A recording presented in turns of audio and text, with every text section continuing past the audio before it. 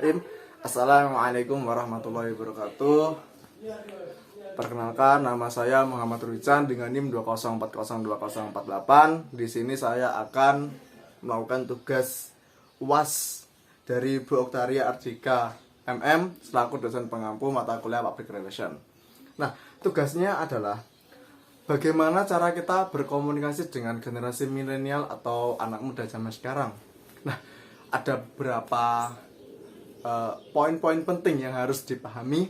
Yang pertama, kita harus menunjukkan sikap yang mendemonstrasikan kebebasan. Maksudnya, kita bebaskan dulu aja anak-anak muda sekarang, generasi milenial sekarang. Bahwasannya anak muda sekarang kan pasti pemikirannya itu out of the box, atau bisa dikatakan di luar nalar dari zaman-zaman sebelumnya lah. Nah, dari situ kita buat kebebasan untuk beliau, untuk para generasi milenial tersebut, untuk mengekspresikan ide-ide mereka. Yang kedua yaitu tetap tenang saat anak bersikap emosional. Jadi ketika kan anak-anak remaja atau generasi milenial kebanyakan kan masih emosinya masih labil lah, bisa dikatakan labil. Yaitu ketika menghadapi suatu permasalahan, biasanya para anak muda itu gegabah. Kalau bahasa Jawanya itu kayak celutak lah. Nah, kayak gitu kita harus menyikapi hal tersebut dengan cara tenang. Kita jangan sampai, oh itu salah, nggak harus begitu. Tetapi kita harus memberikan arahan yang lebih baik. Oh itu kurang benar, mungkin yang benar seperti ini, seperti ini. Nah, jadi itu di poin kedua. Kalau di poin ketiga yaitu menunjukkan ketertarikan pada hal yang menjadi minat mereka. Jadi apa sih yang menjadi minat atau yang diinginkan dari generasi milenial sekarang? Contoh, anak sekarang itu ketertarikannya kepada digital. Nah, kita jangan terlalu memaksakan untuk kamu harus bisa macul. Nah, kan beda kan. Kamu harus bisa di pertanian, padahal basic mereka atau ketertarikan mereka di dunia digital. Jadi kita bebaskan aja ekspresi mereka untuk gimana-gimananya nanti. Toh yang menjalani hidup adalah mereka. Dan kita hanya bisa untuk memberikan saran, gini, dan kita harus memberikan motivasi supaya kelak beliau atau anak generasi sekarang itu bisa menjadi generasi yang bisa kita andalkan lah. Sebenarnya ketika kita membahas mengenai masa depan, bukan kita menentukan masa depan, tapi kita menantikan masa depan dari generasi milenial tersebut. Yang keempat, menghargai privasi anak. Nah, kan biasanya dari para orang tua ketika anaknya kayak menutupi suatu hal, itu biarkan saja. Mungkin itu memang terlalu intim, bisa jadi mengenai masalah hubungan percintaan mereka. Toh kita kenapa kok harus membuka dan lainnya? Itu biar privasi mereka saja. Nah, yang kedua, bagaimana cara berkomunikasi kita kepada orang difabel. Di sini saya memberikan contoh kepada orang yang mohon maaf agak tuli atau kurang gangguan dalam pendengarannya. Nah, tata cara untuk kita berkomunikasi dengan mereka itu bagaimana? Yang pertama, pastikan lawan bicara kita atau yang ingin kita ajak bicara itu memperhatikan kita. Soalnya dari orang yang kita ajak ngobrol nanti kan masih kekurangan kan di bagian telinganya, jadi pastikan mereka untuk melihat kita dulu. Nah, yang kedua, pastikan situasi di belakang kita tidak ramai dan sedang berbicara dengan mereka. Jadi kita fokuskan untuk berbicara kepada satu orang tersebut.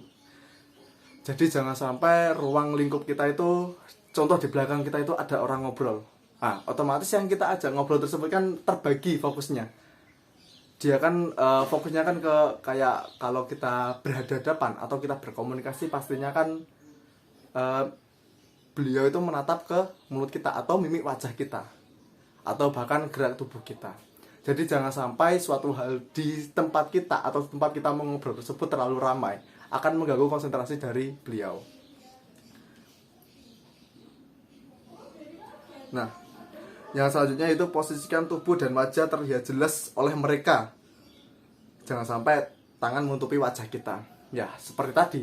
Jangan sampai ketika kita berbicara kepada orang yang kekurangan tersebut sampai kita menutupi wajah kita. Nah, contoh aja seperti ini. Nah, ketika kita berbicara seperti ini, otomatis kan yang lawan bicara kita kan nggak bisa melihat dari mimik wajah kita ataupun gerak-gerik dari mulut kita. Soalnya mereka kan fokusnya di situ untuk mendengarkan, bukan mendengarkan sih, melihat. Dari situ dia akan mengkonvensikan dari gerak-gerak mimik wajah kita menjadi sebuah gambaran. Oh ternyata beliau mengatakan seperti ini. Selanjutnya yaitu berbicaralah perlahan dan gunakan kata-kata sederhana. Jadi jangan sampai kita itu berbicara sangat cepat.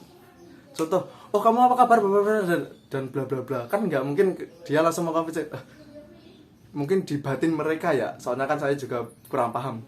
Orang ini ngomong apa yang dikatakan. Nah, makanya kita harus berbicara itu dengan pelan. Apa kabar? Bagaimana kabarmu? Yang penting dari mimik wajah kita itu bisa terlihat dengan jelas. Nah,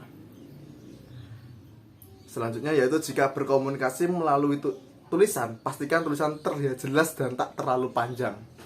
Jadi ketika kita berhadapan dengan orang-orang yang kurang tersebut, bisa kita menggunakan tulisan. Dulu pernah saya melihat dari sebuah video itu ketika kita berbicara dengan orang yang seperti itu, kita menggunakan kertas. Jadi kita tulis saja, ditulis, terus beliau itu langsung melihat, oh jadi mereka paham apa yang kita bicarakan atau yang kita komunikasikan dengan beliau. Nah, yang terakhir ini yang paling penting, ketika kita berbicara dengan orang yang seperti itu, pastikan apakah mereka sudah mengerti atau belum.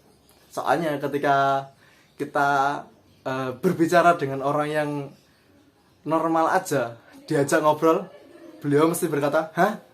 Nah, kan dari otomatis beliau itu belum paham kan, apalagi orang-orang yang kurangan tersebut. Jadi kita pastikan dahulu, apa kabar? Gini, terus bagaimana kabarnya, dan kalau mereka paham, pasti mereka akan menjawab. Nah itu mengenai orang difabel. Selanjutnya mengenai ketika kita berbicara dengan orang yang lebih tua atau lansia, atau bisa dikatakan orang tua, ada beberapa teknik atau beberapa step tips kita untuk berbicara. Yang pertama, gunakan bahasa tubuh yang baik. Jadi contohnya seperti ini. Kan di dalam komunikasi ada dua. Yang pertama verbal sama non-verbal. Kalau verbal itu menggunakan lisan langsung, kalau non-verbal itu biasanya menggunakan gerakan tubuh. Jadi biasanya itu agak menunduk. Itu salah satu cara kita untuk menghormati orang yang lebih tua. Yang kedua, turunkan nada bicara. Ketika kita berbicara dengan orang yang lebih tua, masa kita harus membentak-bentak atau kita menggunakan kata-kata nada yang lebih tinggi. Woi, apa kabar? Kan ya kurang efisien dan kurang tepat lah posisinya. Ya lebih baik kalau kita berbicara dengan orang yang lebih tua itu lebih baik kayak gini. Ada bahasa Jawa sama bahasa Indonesia. Kalau ini kan ruang lingkup saya kan bahasa Jawa. Jadi biasanya saya, nggih Pak, pripun ya. Kayak gitu kalau kita menggunakan, jadi nadanya itu jangan terlalu tinggi. Rendah aja. Soalnya ya sama seperti yang poin pertama, yaitu menghargai, menghormati. Selanjutnya gunakan kata dan kalimat yang sederhana. Jadi langsung to the point saja. Apa maksud pembicaraan tersebut? Bisa jadi kayak jangan terlalu banyak basa-basi lah. Contoh aja, Pak saya kekurangan ini. Langsung aja kalau ke orang tua. Pak saya kekurangan uang dan ini mau mengadakan ini. Langsung aja. Jangan sampai bertele-tele. Contohnya, Pak tadi ketika saya di kampus. Nah di kampus ini beberapa bulan nanti akan ada beberapa rangkaian acara, Pak. Acaranya itu seperti ini. Terus mungkin di dalam situ saya akan transport gini, makanya bagaimana dan kayak bertele-tele. Langsung aja tuh poin. Pak nanti tanggal sekian saya mau ada acara, mungkin bapak atau ibu punya beberapa uang pesangon lah. Nah kayak gitu, langsung aja tuh poin. Apa yang akan kamu bicarakan di dalam percakapan tersebut. Selanjutnya, nah ini poin ketika kita kasihlah sendagura di dalamnya dikit-dikit. Soalnya kalau kita berbicara dengan orang yang lebih tua biasanya kan terlalu formal. Jadi ketika berbicara, contoh tadi, Pak saya tanggal sekian mau ada acara, duitku entek Pak. Ya kayak gitulah. Jadi kayak ada bukan bahasa sih, kayak sendaguranya dikit aja. buat mencairkan suasana. Nah, yang terakhir ini panggilan sopan. Jadi ketika kita berbicara kepada orang yang lebih tua, jangan sampai kalau nggak sopan ini kayak gini. Contoh orang yang lebih tua itu namanya Marijan, ya Pak Mar. Pak Mar itu masih dikatakan agak sopan. Kalau nggak Mar, woi, kan ya nggak sopan. Jadi ya Bapak Marjan atau Pak Mar. Nah kan gitu kan agak sopan untuk panggilannya. Nah, kurang lebih seperti itu mengenai beberapa rangkaian atau tips berbicara dengan yang pertama generasi milenial atau bisa dikatakan anak remaja, yang kedua dengan orang difabel, tadi saya menggunakan contoh orang yang tuli, yang ketiga yaitu kepada orang tua. Nah, kurang lebih seperti itu pemaparan untuk tugas UAS Public Relation. Jika ada kurang lebihnya saya mohon maaf. Wassalamualaikum warahmatullahi wabarakatuh.